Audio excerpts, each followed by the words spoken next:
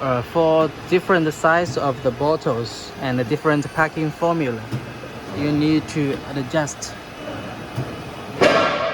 this sensor, the position here. This sensor is for detecting this bar, this stick.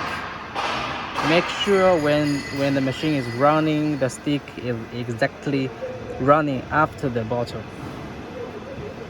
If it's not running after the bottle, maybe sometimes when the